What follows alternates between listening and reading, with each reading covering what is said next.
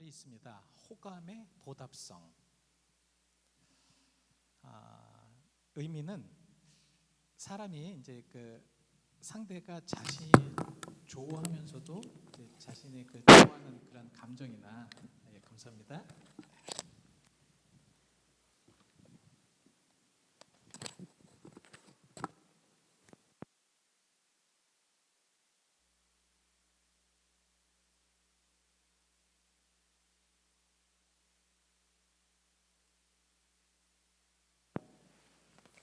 네, 되셨습니까? 예. 그러니까 어떤 말을 할 때 호감스럽게 얘기하는 겁니다.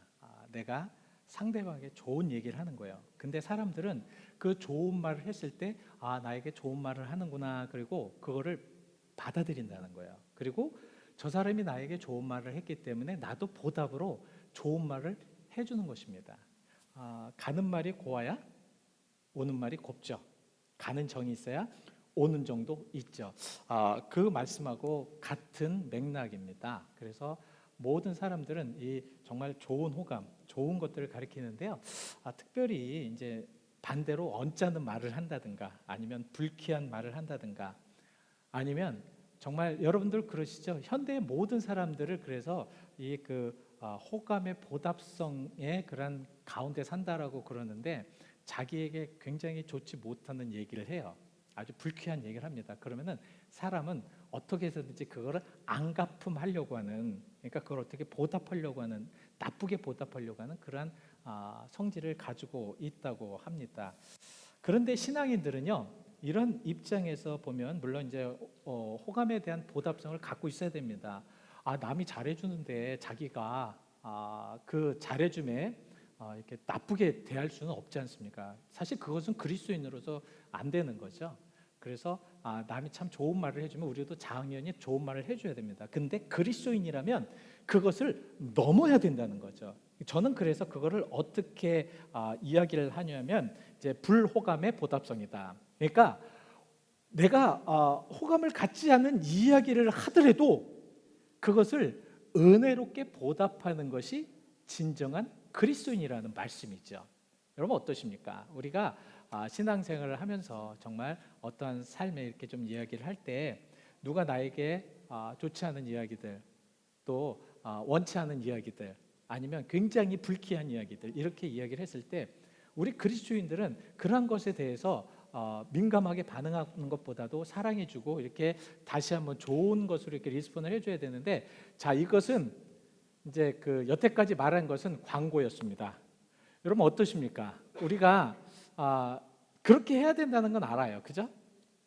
정말 어떤 상황이 돼도, 어떤 여건을 나에게 이제 이렇게 도전이 돼도 내가 좋게 얘기하고 좋게 리스폰하는 것을 하는 것은 이게 당연하게 생각을 합니다. 근데 그게 됩니까? 안 됩니까? 잘 안 되죠. 정말 굉장히 어렵습니다. 그러니까 호감의 관계라는 것은 그냥 겉으로만 이제 호감을 가질 수밖에 없는 그러한 삶에 우리는 거의 대부분이 살고 있어요. 이게 무슨 이야기냐면, 저는 이것을 이제 껍데기 관계라고 이야기합니다. 껍데기 관계. 저는 이렇게 호칭을 했어요. 껍데기 관계. 껍데기 관계는 뭐냐면, 안에 호감이 없고 안에 별로 사랑이 없는데도 겉으로는 호감 있는 척 이렇게 대해주는 거예요. 근데 이게 문제가 뭐냐면, 이렇게 했을 때는 겉으로 그 당시에는 좋아 보이지만 그 관계는 온전한 관계가 될 수가 없다라는 말씀이죠. 저는 목사이기 때문에 가끔 많은 분들에게 이제 기도의 요청을 받습니다. 그러면 제가 거의 100% 얘기하는 것이 무엇이냐면, 기도해 드릴게요 라는 이야기입니다. 근데 제가 솔직하게 고백을 하면서 요새 제가 이렇게 회개를 하는 것이 그거예요. 수많은 제가 이야기를 합니다. 기도해 드릴게요. 기도해 드릴게요. 근데 가끔은 그 기도해 드릴게요라는 그 기도 제목을 까먹을 때가 너무도 많다는, 너무 많던 건 아니지만 그래도 자주 까먹어요.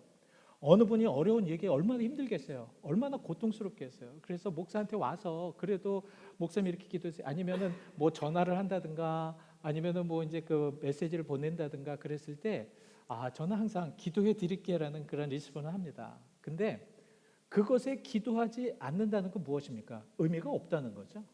이것을 우리는 껍데기 관계성이라고 이야기합니다. 그냥 겉으로만 호감을 가지기 위해서 목사이기 때문에 아니면 성도이기 때문에 그냥 사람들에게 그냥 기도해 드릴게요라는 그런 잘못된 것들은 이제는 끝내야 된다라는 말씀이죠. 자, 위로받지 않아도 될 만큼 영적으로 완벽한 사람은 없습니다. 그리고 위로해 줄 수 없을 만큼 나약한 사람도 없다는 거죠. 이것은 무엇이냐면 어떤 사람이 나에게 좋은 상황이 되었을 때 또 좋은 여건이 되었을 때 우리는 하나님께서 그렇게 만드셨다는 것입니다. 좋게, 더 훌륭하게. 우리 그리스도인들은 그런 모습 속에 사는 것이 되게 중요하다라는 말씀입니다. 지금 세상에 많은 사람들은 따뜻한 한마디가 필요한 때입니다. 너무 그립죠. 그래서 정말 어느 때는 힘들고 여건이 고통스럽고 괴로운 그런 상황 속에서 그래서 요새는 기도가 좀 새롭게 되더라고요. 우리 교회 성도님들 한 분 한 분을 위해서 이제는 놓고 기도하면서 이제는 그분들의 마음의 깊숙하게 이렇게 들어가고 싶은, 그들과 함께하고 싶은, 그들의 고통을 같이 나누고 싶은 그러한 삶을 살아가야 되겠다라는 생각이 드는 게 정말 세상에 많은 사람들은 위로를 받으려고 해도 정말 친한 것 같아서 정말 그와 함께 위로를 받으려고 가지만 진정한 위로를 받지 못하는 경우도 많고요. 나는 하나님을 잘 믿었고 나는 하나님의 그 은혜 가운데 살아갔다고 이야기를 하지만 그 진정한 위로를 받지 못할 때도 있다라는 말씀입니다. 그 대표적인 인물이 다윗이에요. 이 다윗은 얼마나 하나님과 동행하였습니까? 또 하나님의 사람이었습니까? 얼마나 하나님의 그 은혜 가운데 살았습니까? 근데 다윗은 시편 69편 20절에 이렇게 말을 하고 있습니다. 뭐라고 말씀하십니까? 한번 보시죠. 정말 비방이 나의 마음을 상하게 하였다. 근심이 충만하니 불쌍히 여길 자를 바라나 없었다. 긍휼히 여길 자를 바라나 찾지 못하였다. 잘 사는 것 같고 하나님과 함께 동행한 것 같지만 내가 어렵고 힘들 때 막상 무엇을 하려고 보니까 나를 위로할 사람이 아무도 없었다라는 말씀입니다. 지금 우리는 코로나19 바이러스로 인하여서 교회에서도 마음대로 예배를 드리지 못하고 모든 행사나 모임도 지금 중단되어 있는 상태입니다. 이거를 이제 초유의 사태다. 처음으로 이제는 있는 그런 사태다라고 이야기를 합니다. 그래서 많은 사람들이 두려움에 있습니다. 이랬을 때 우리는 많은 사람들에게 가서 위로해주고 사랑해줄 수 있는 그런 좋은 기회가 아닌가. 오늘 여러분들이 정말 좀 사랑으로 또 사랑의 마음으로 이렇게 갈 수 있는 그런 귀한 시간이 될 수 있도록 우리들의 마음에 뭐라고 말씀을 해야 되냐면 공감을 가질 수 있는, 저들의 아픔이 나의 아픔이 되고, 왜냐하면 나도 아프기 때문에 그 아픔을 이해할 수 있는 그런 마음을 달라고 기도해야 될 줄 믿습니다.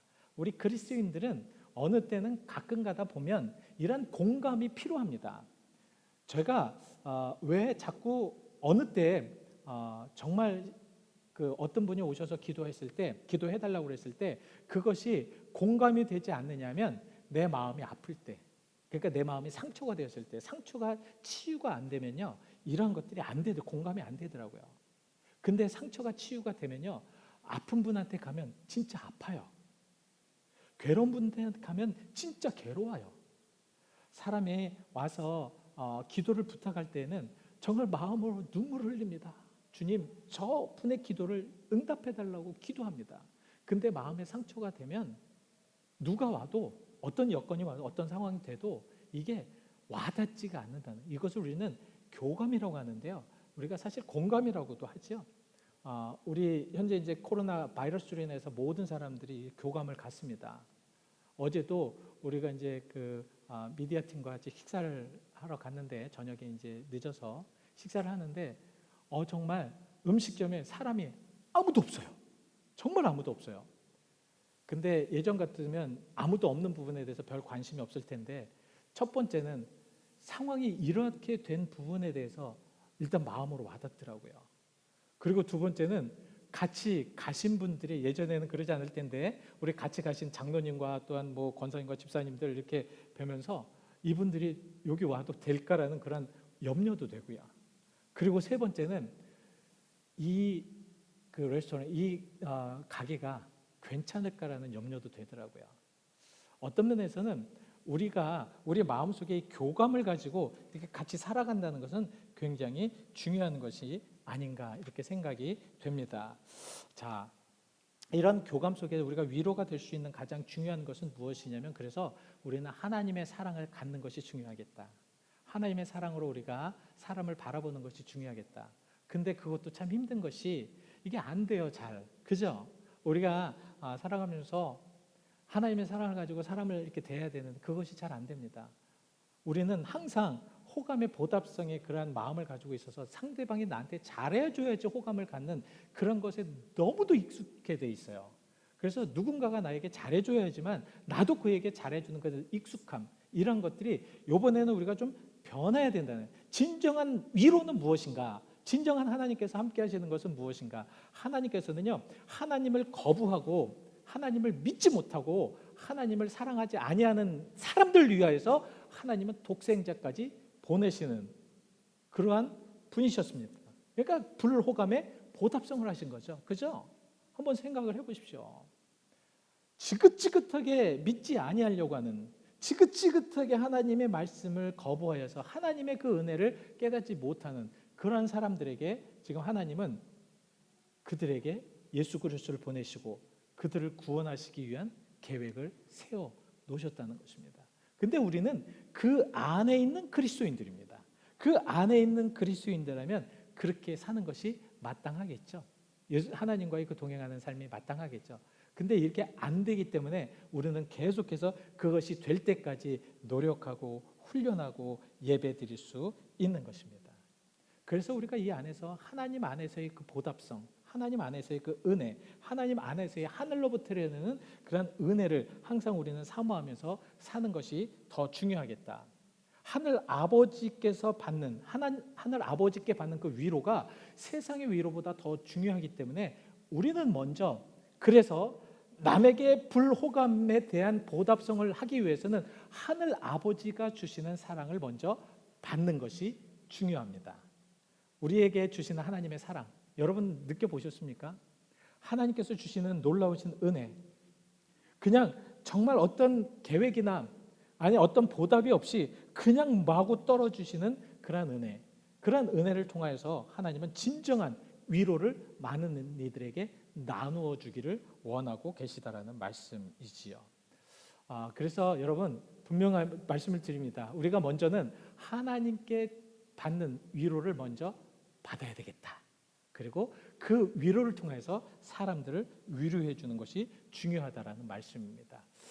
바울은요, 이제 고린도후서 11장 23절에 정말 많은 고난을 받습니다. 뭐 옥에 갇히기도 하고 또 매도 많이 맞고요. 수 없는 그런 상황 속에서 살아갑니다. 근데 그 다음 절인 24절부터 26절까지 이렇게 보시면요, 자 40대에 한 대를 감한 매를 5번이나 맞았다. 이것은 무엇이냐면 사람이 40대에 매를 맞으면 죽는다고 합니다. 그러니까 죽기 직전까지 매를 5번이나 맞아본 거예요. 그리고 3번 태장으로 맞고 3번은 파선하여서 일주일을 깊은 바닷속에서 지냈고 얼마나 무섭겠습니까? 그리고 강과 강도의, 그리고 동족의 위협과 이방인들의 위협과 광야의 위험과 바다의 위험과 거짓 형제 중의 위험을 당하였다. 이렇게 말씀을 하고 있습니다. 여러분들 삶 속에서 저런 고난과 저런 고통을 당한다는 것은 정말 웬만해서는 이렇게 경험할 수 없는 그러한 경험들입니다. 그런데 결론적으로는 무엇이냐면 저렇게 경험한 바울도 이기고 견디고 그리고 많은 사람들을 위로하면서 복음을 전할 수 있는 사람이 되었다는 것입니다. 어떻게 그럴 수 있었을까? 그리고 끝까지 그 신앙의 경주를 이어나간 이 바울은 분명하게 경주를 완주하였습니다. 그 이유가 바로 오늘 본문 3절에 나옵니다. 3절을 한번 보시면, 본문 3절을 보시면, 자 여기에서 보시면 그리스도 하나님이시여 자비 하나님이시여 모든 위로의 하나님이시다. 그러니까 바울은 위로의 하나님을, 항상 위로의 하나님께서 바울이 저럴 때마다, 고통받고 괴로울 때마다, 어려울 때마다, 힘들 때마다. 그래서 빌립보 감옥에서 고통을 받고요, 매를 맞고, 그리고 그 깊숙한 축축한 그런 감옥에서 있었을 때 그 바울은 뭐라고 말씀을 하고 계십니까? 하나님을 찬양하였다. 어떻게 그렇게 찬양하였을까? 그 소스가 바로 여기에 있습니다. 위로의 하나님께서 그와 함께 하셨기 때문에 그렇다는 거죠. 우리가 받아야 될 위로가 바로 이런 하나님께서 주시는 위로입니다. 여러분들 잘 아실 것입니다. 가수 윤복희 권사님의 여러분. 저도 이 노래를 참 좋아합니다. 여러분.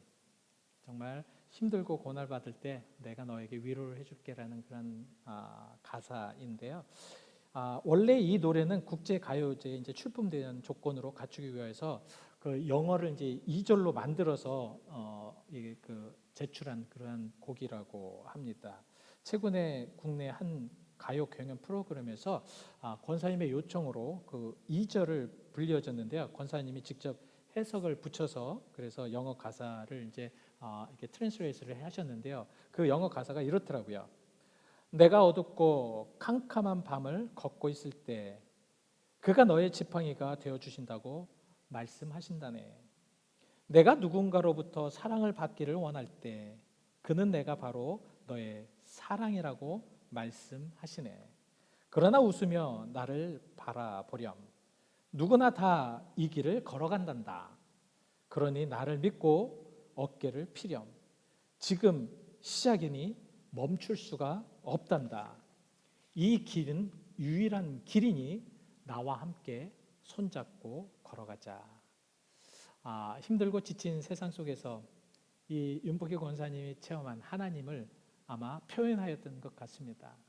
또 그 표현한 하나님이 어렵고 힘들 때마다 위로가 되어 주신 분인 줄 믿습니다. 우리가 하나님의 그런 받는 위로를 또 하나님께서 받아야 되는 위로가 과연 어떤 것인가 간단하게 여러분들에게 말씀을 드리고 마치도록 하겠습니다. 첫 번째, 우리는 환난 중에서 그래서 주시는 위로를 경험합니다. 자, 본문 4절을 한번 보시기 바랍니다. 본문 4절에 이렇게 말씀을 하고 계십니다. 우리의 모든 환난 중에서 우리를 위로하사 우리로 하여금 하나님께 받는 위로로서 모든 환난 중에 있는 자들을 능히 위로하게 하시는 이로다. 여러분, 여기에서 위로라는 말이 3번씩이나 계속해서 강조되고 있습니다. 위로, 위로, 위로. 그러니까 우리를 위로하사 하나님께 받은 위로로서 능히 위로하게 하시는 이 위로라는 말씀, 이 위로는 정말 환난 중에서 고통받는 이들, 어려운 이들, 슬픔에 잠긴 이들, 이러한 자들을 위로하는 그런 하나님의 능력이라는 말씀입니다. 그래서 환난 중에서, 여기 이제 환난 중에 있는 자들, 이 환난 중에 있는 자들이라는 말을 직역을 하면 어떤 내용으로 나오냐면 환난 때문이라는 그런 말씀이 됩니다. 환난 때문에. 환난 때문이라는 것은 무엇이냐면 하나님의 위로가 환난이 있는 자들 때문에 그 위로를 주신다는 거예요.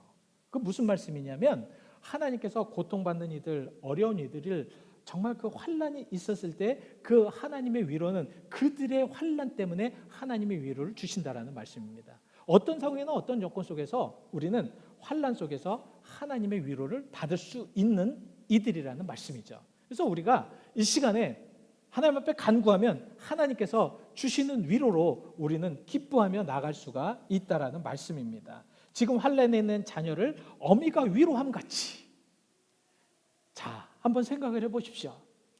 엄마가 자녀가 환난을 당하고 있을 때 그 엄마는 얼마나 더 괴롭겠습니까? 부모가 되어 보니까요, 자녀가 받는 환난은 그 자녀보다 더 아프더라고요. 말은 못하겠지만, 어떻게 표현이 안 되지만 자녀가 받는 괴로움이라는 것은 이루 말할 수 없는 괴로움이더라고요. 근데 그 하나님께서도 그 부모가 그 자녀의 환난을 위로함 같이 그렇게 위로를 하게 하신다라고 이사야서 66장 13절에 말씀하고 있습니다. 하나님께서는 여러분들이 고통받을 때 그렇게 위로하시는 하나님이시다. 그리고 두 번째는 우리가 공감할 수 있는 위로라는 말씀입니다. 그러니까 우리가 하나님을 믿었을 때 왜 은혜가 안 되고 하나님의 은혜가 떨어졌을 때 왜 그것이 체험이 안 되는가? 가만히 보면 그것은 하나님 그 주시는 은혜가 직접적으로 나와 관계가 없기 때문에 그렇다는 거죠. 그러니까 신앙생활도 하나님이 주시는 그 놀라우신 은혜와 은총이 많지 않습니까? 이런 은혜와 은총을 우리가 나와의 관계를 맺고 있어야지만 그것이 체험이 된다는 거죠. 그렇지 않습니까? 여러분, 이런 말이 있지요. 여러분들도 다 아시는 말씀처럼, 자, 구슬도 꿰어야 보배가 됩니다. 그죠? 하나님도요, 하나님 믿는 믿음도 하나님과의 관계가 온전하게 돼야지만 하나님이 주시는 모든 것들을 다 체험할 수가 있다는 것입니다. 하나님이 주시는 위로도 하나님의 관계가 온전하게 되어야지만 하나님과의 온전한 관계를 이룰 수가 있다라는 말씀입니다. 그래서 본문 5절 말씀을 보시면 무엇이라고 말씀을 하고 있냐면, 우리에게 그 고난이, 그리스도의 고난이 우리에게 넘친 것 같이, 이건 동사죠. 그러니까 우리에게 넘쳐 있다라는 그것을 우리는 체험하고 있었습니다. 알고 있었습니다. 그리고 고난을 갖고 있었습니다. 그런데 그랬을 때 우리가 받는 위로도 그리스도로 말미암아 넘치도다. 여러분 어떠십니까? 우리가 고난이 크면 클수록 하나님의 은혜도 똑같이 더 커서 그 고난을 덮을 수 있는 역사를 주신다는 거죠.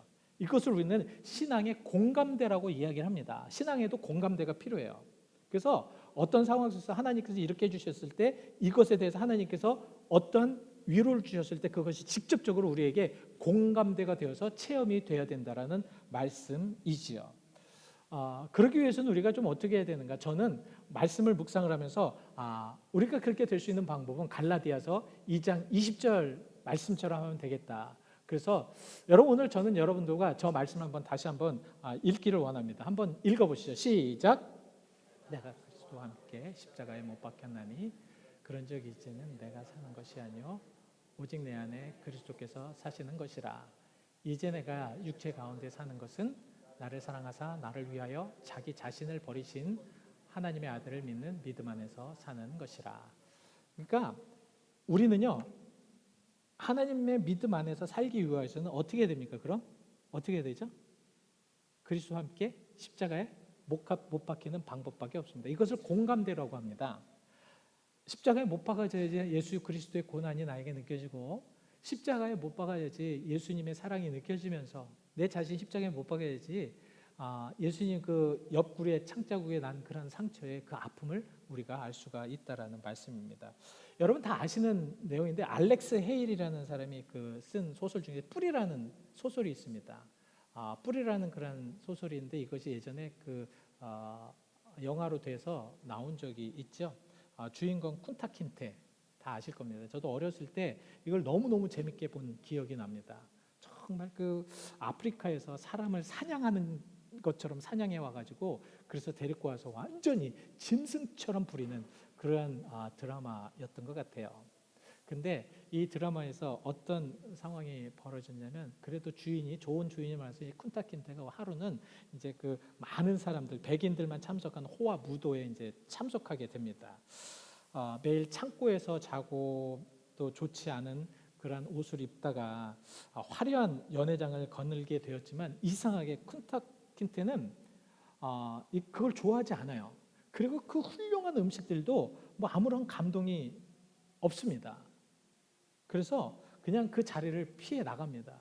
그 큰 무도회장이 이제 뒤를 하면서 천천히 걸어 나오는데, 이 쿤타킨테의 그런 귀에 이 정말 익숙한 음악 소리가 들립니다. 그것은 바로 한 노예가 하모니카를 불면서 예전에 자기 아프리카에 잡혀왔던 이 고향을 생각하게 하는 그러한 음악이었습니다.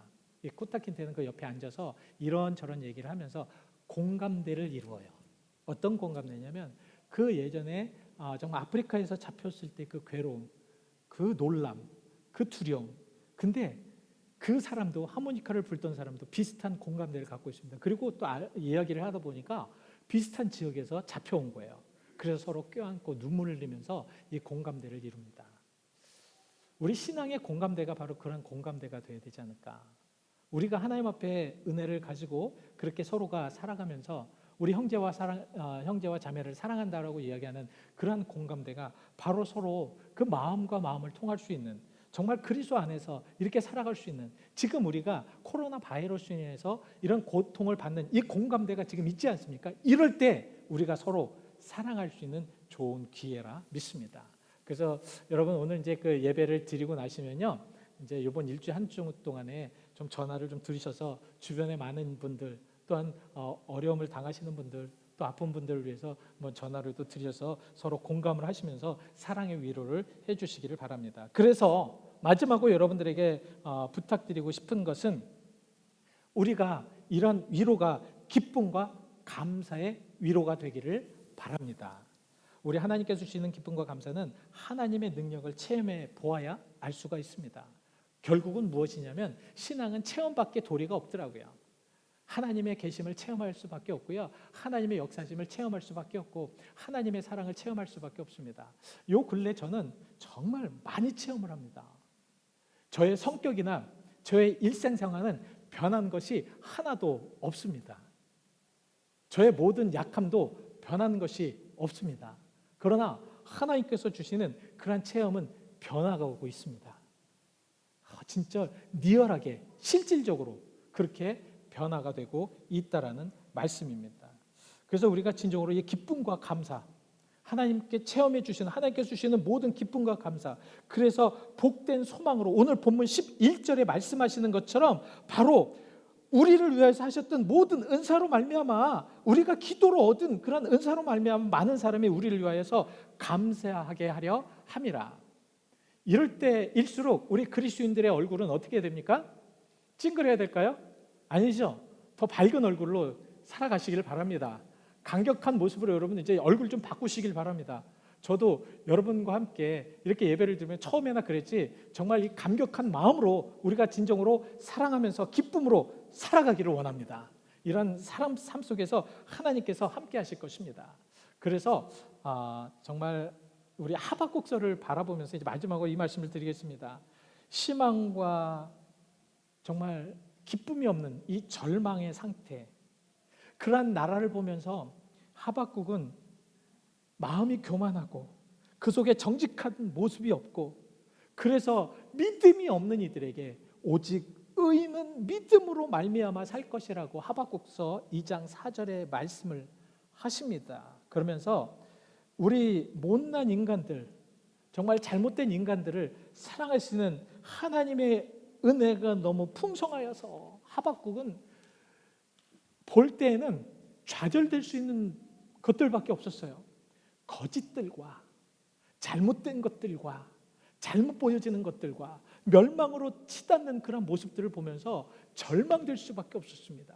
그러나 하박국 마음에는 비록 무화과가 무성치 못하고 포도나무에 열매가 없고 감람나무에 소출이 없고 밭에 먹을 것이 없고 우리의 양떼가 없다라고 할지라도 나는 여호와로 인하여서 즐거워합니다. 기뻐합니다. 하박국서 3장 18절에 이렇게 말씀을 하고 있습니다.